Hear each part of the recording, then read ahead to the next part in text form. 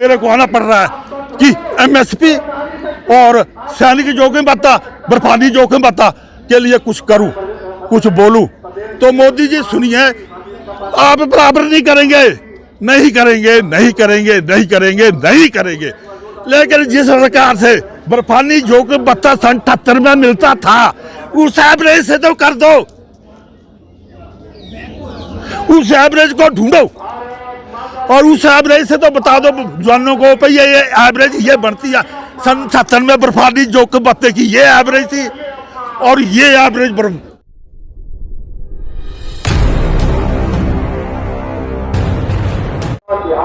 फरवरी से बैठे हुए जो सैनिक हैं यहाँ पर जंतर मंतर पर धरना दे लिए हैं और नवंबर है आज, फिर भी ये यहाँ पर डटे हुए हैं और बैठे हुए हैं। इस बीच में बहुत सारी समस्याएं उन सबको लेकर फिर भी लगातार ये अपने इस जमीन से लगे हुए हैं और कह रहे हैं कि हम यहाँ से तभी जाएंगे जब एमएसपी और ओआरओपी मिल जाएगा।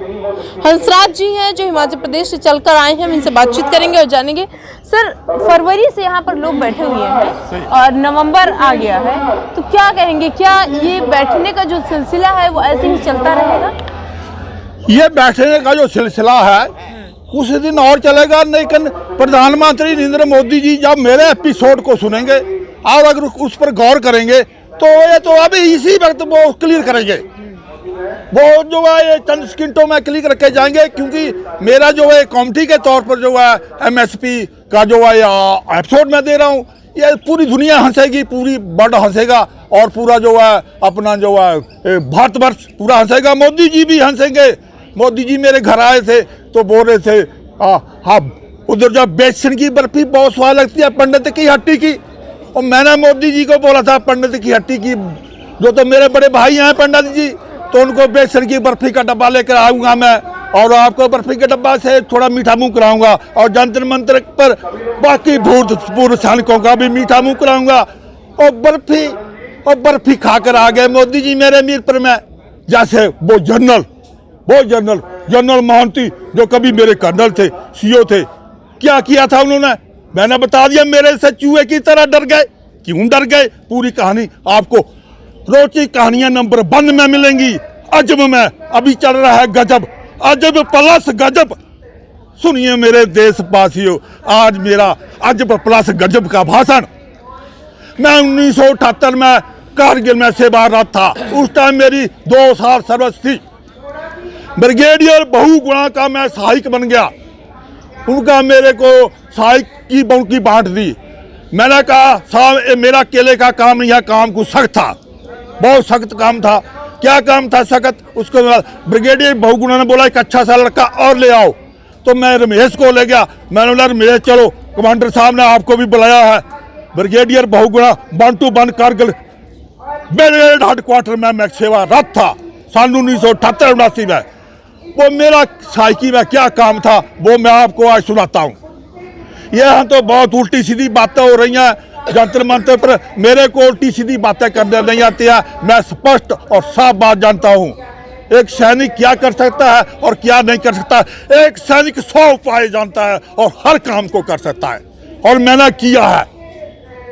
मेरे को बहुत खुशी हुई थी उस टाइम जब हौलदार प्यारचंद के बाजू में गोलियां लगी, वो बैंकर से नीचे गिरा, उसका बाजू छननी हो गया। मुझे बहुत खुशी हुई थी।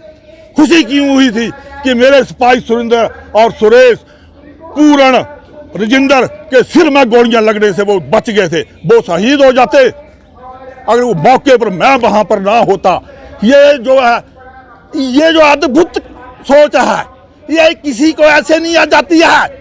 आज मेरे पोस्ट के सभी जवानों का जो है प्रधानमंत्री नरेंद्र मोदी उनके नाम मांगे। हवलदार प्यारचंद, हवलदार मोहनलाल, हवलदार हवलदार ओम प्रकाश, हवलदार जगन्नाथ, सूबेदार हरिचंद, नरिंदर, पुष्पिंदर, भूपिंदर, इन सब सिपाहियों के नाम बुलाए और पूछे हकीकत क्या है। ये हकीकत ना तो आर्मी ऑर्डर के पास है, ना ही मेरे सीओ के पास मिलेगी, कर्नल एपी साहब के पास। लेकिन कर्नल एपी साहब, अभी मेरा एपिसोड थोड़ा दूसरी तरफ चला गया। कर्नल एपी साहब ने जब मेरे साथ आतंकवादियों को मारा तो मैं कर्नल एपी साहब के लिए आज 10 लाख रुपए का इनाम करता हूँ। मेरी 18 डोगरा की गाड़ी पर 15 दिसंबर 1995 को आतंकवादियों ने हमला किया, आईडी और फायरिंग के द्वारा। मेरी गाड़ी का ड्राइवर इतना तेज था कि उसने जवानों की जानें बचा ली। पीछे से 2 टायर फट गए गाड़ी के और टेल बोल्ट के में गोलियां लगी, लेकिन वो मेरी पोस्ट पर आया। और कर्नल महांती ने इस प्रकार से आतंकवादियों को राह तक घेर कर रखा कि आतंकवादी मेरे चक्रव्यूह में आ गए। और चक्रव्यूह में जब आतंकवादी आ गए तो कर्नल AP सिंह ने सुबह सिपाही पुष्पिंदर को लेकर घायल आतंकवादियों पर गोलियां चलाकर उनको बर्बाद किया। अभी आ जाओ कारगिल की तरफ, अभी कारगिल की तरफ आ जाओ। कारगिल में ब्रिगेडियर बहुगुणा ब्रिगेड कमांडर थे और मेरा कार्य था कि उनकी स्टील की स्टिक, वो गोल्फ खेलने के बहुत ही शौकीन थे। ले से कारगिल से लेकर जो रोड जाता है आगे सप्लाई डिपो के दाहिनी तरफ बड़े बड़े मैदान है, बड़े बड़े लंबे मैदान है। तो उन्होंने ब्रिगेडियर बहुगुणा गोल्फ खेला करते थे, बहुत जोर से हिट लगाते थे और हमने जो है 200 गज 300 गज दूर गोली कैच करनी होती थी। हम कभी कभी गोली को कैच कर लेते थे, कभी कभी गोली पत्थरों में बहुत दूर गिरती थी तो बहुत टाइम लगता था उसको ढूंढने के लिए।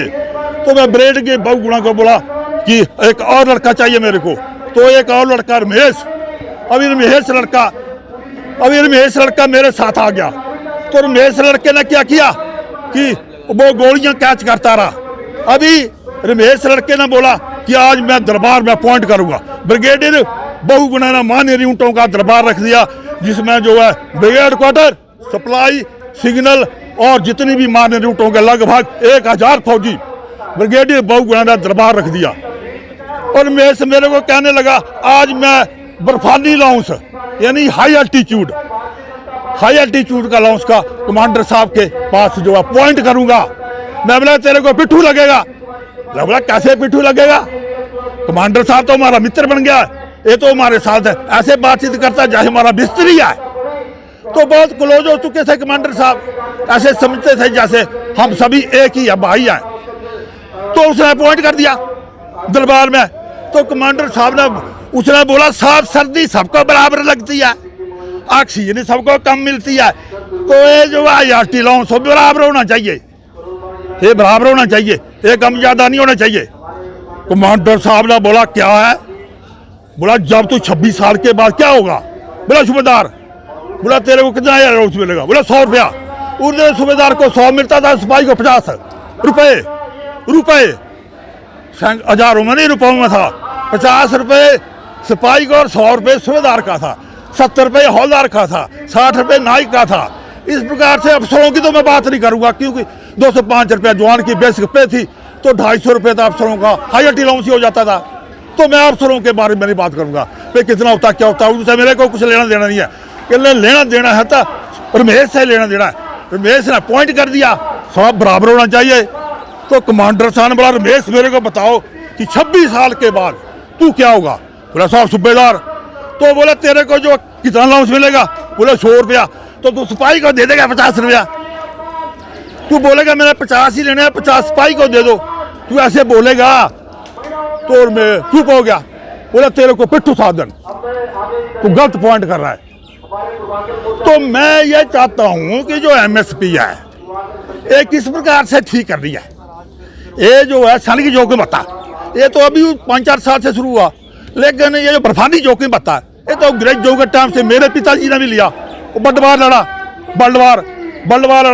उन्होंने जो है वो घुमरी बालटाल सोनामार्ग से जाते हुए वो जो है द्रास में खच्चरों से गए, खच्चरों पर मेरे पिताजी खच्चरों पर गए और वो कवालियों को भगाया मेरे पिताजी ने, तायाजी ने सन 1948 में। ये क्या बात करते हैं, ये दुनिया बेवकूफ बात करती है। तो ऐसा है कि मेरे पिताजी ने तो कवालियों को भगाया हुआ है सन 48 में। सन 35 के वो भर्ती थे, सन 50 में वो पेंशन आ गए, सन 56 में मेरा जन्म हुआ। और कब उनकी शादी हुई और कब क्या हुआ भगवान जाने। सन 50 में तो रिटायरमेंट हो गए। तो ऐसा है कि अभी मेरा आ जाता है MSP पर पॉइंट। अभी मेरा घर पर चला गया थोड़ा सा, तो अभी आ जाता मैं MSP पर।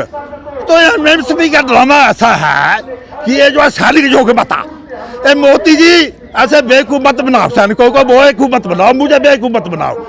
और जब ब्रिगेडियर बहुगुणा ने पिट्ठू लगा दिया, और इधर हम बोल रहे हैं अभी वो सूबेदार, मैं तो हौलदार रह गया। हौलदार कैसे रह गया? तो मेरी बहुत लंबी कहानी है, ये मेरा बहुत बड़ा एपिसोड है। मेरे से सूबेदार बनने के लिए घूस मांगी गई है, घूस, और जब मैं घूस नहीं दी एक मेजर साहब को और एक सूबेदार मेजर को घूस नहीं मैंने दी, तो मेरी एशिया NYR करके मेरा कोर्ट मार्शल कर दिया, मेरा कोर्ट मार्शल कर दिया। जिस BSF के जवान का किया कोर्ट मार्शल, मैं बेंगा बाबा बन गया। मैं बेंगा बाबा से भी ज्यादा भविष्यवाणियां की है, मैंने 10 भविष्यवाणियां की है। अगर मैं बेंगा बाबा की अभी भविष्यवाणियां अगले एपिसोड में बताऊंगा, और अभी बता कर जाऊंगा कि मैं जब बेंगा बाबा बन गया, बेंगा बाबा की 85% भविष्यवाणियां सिद्ध हुई है, मेरी 100% 10 भविष्यवाणी बेंगा बाबा ने भविष्यवाणी की थी कि अमेरिका के वर्ल्ड ट्रेड सेंटर के ऊपर से 2 परिंदे आएंगे स्टील के, 4 परिंदे, और बिल्डिंगों से टकराएंगे और 4000 आदमी मर जाएगा।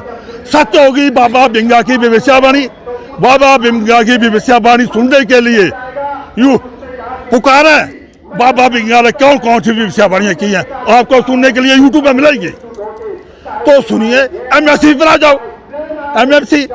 अब मोदी जी ऐसे है कि जब रमेश सिपाही था, तो वो जो है हाई एल्टीट्यूड लॉस बर्फानी भत्ता बराबर करने लगा। अभी पेंशन आकर वो सूबेदार पेंशन आया, मैं तो हौलदार हूँ, और मैं हौलदार कैसे हूँ तो मैं कहानी बात बताऊंगा आपको। लेकिन जब आगे तो बोल रहा था मेरे साथ कि अभी मैं MSP बराबर करा ली है, और दिल्ली चला गया MSP बराबर कराने के लिए, और उसको पोर्ट सेलेक्टरों में डंडे मारे और कर दिया स्टेशन पर बैक आउट। तेरी करें MSP बराबर। और मोदी जी क्या ड्रामा है, तूने जो है हाई एल्टी लॉस बराबर नहीं किया तो MSP कैसे करेगा? MSP कैसे करेगा? तू कर ही नहीं सकता। तो मोदी जी ऐसे है कि कुछ सोचो। और रक्षा मंत्रालय भारत का मुंह काला हो जा रहा है। एक सैनिक क्यों इधर आकर जो है तंग हो रहा। मेरे गांव में आग लगी कुछ साल पहले, और मैंने आग के कुछ टक्कर मारी कि मेरे पांव फिसले पानी में, और मैं 10 फुट ढंग से नीचे गया, मेरे दोनों घुटने फ्रैक्चर हो गए। मेरे को 3 साल बिस्तर पर रहना पड़ा है। आज मैं कदम नहीं लेकर चल सकता हूँ, इतनी दर्द रहती है, लेकिन मेरे को आना पड़ रहा है कि MSP और सैनिक जोखिम भत्ता, बर्फानी जोखिम भत्ता के लिए कुछ करूं, कुछ बोलूं। तो मोदी जी सुनिए, आप बराबर नहीं करेंगे। लेकिन जिस सरकार से बर्फानी जोखिम भत्ता सन 78 में मिलता था, उस एवरेज से तो कर दो, उस एवरेज को ढूंढो, और उस एवरेज से तो बता दो जवानों को भाई ये एवरेज ये बनती है। सन 77 में बर्फानी जोखिम भत्ते की ये एवरेज थी, और ये एवरेज अब इस सैनिक की जोखिम भत्ते की बनती है। लेकिन थोड़ा सा अफसरों को थोड़ा सा जो, और एक बात और, मोदी जी ये जो है ना, ये जो ग्रेजुएशन है ना, जो ग्रेजुएशन देहरादून में होती है, देहरादून वाली ग्रेजुएशन नहीं चलेगी। वो इनको कहा नहीं आता। मैं बताऊं मेरे को सिपाही ने सलूट मारा है। क्यों मारा है? इस प्रकार से मेरे को सिपाही ने सलूट मारा है जिस तरह के कर्नल और जनरलों को सलूट मारा जाता है। क्यों धोखा लगा उसको? मोदी जी क्यों धोखा लगा? मैं अभी बताता हूँ। लेकिन जिस जवान का 4 कोर्स आर्मी एक्ट है, आज बच्चा 3 साल का बच्चा A फॉर एप्पल पढ़ता है, और +2 में वो बहुत बड़ी ग्रेजुएट बन जाता है। किसी जमाने में 6ठी क्लास में A फॉर एप्पल पढ़ता था, वो था जमाना कुछ और। आज बच्चा 2 साल का 2.5 साल का A for Apple B for ball पढ़ लेता है, और वो 10वीं क्लास प्लस में जो है वो वहाँ PhD कर लेता है इंग्लिश की। बट ब्लडी नॉनसेंस ये सिखाना है उधर देहरादून में बोलना, बट ब्लडी नॉनसेंस। ये PhD है, ये ग्रेजुएशन है। तो ये आज ग्रेजुएशन मेरे को नहीं चाहिए।